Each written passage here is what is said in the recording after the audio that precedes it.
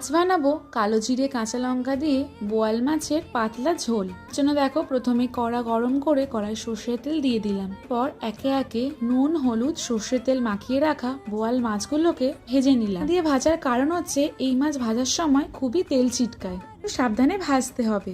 পর ওই তেলের মধ্যে দিয়ে দিলাম কালো জিরে কাঁচা লঙ্কা আর টমেটো কুচি।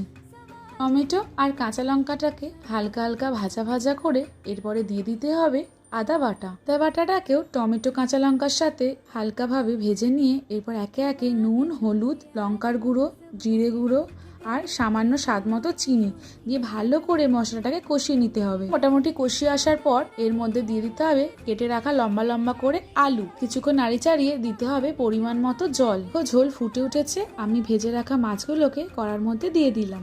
শেষে দিয়ে দিতে হবে ধনেপাতা। পেঁয়াজ রসুন ছাড়া কালো জিরে কাঁচা লঙ্কার এই ঝোলটা খেতে কিন্তু খুবই সুস্বাদু লাগে।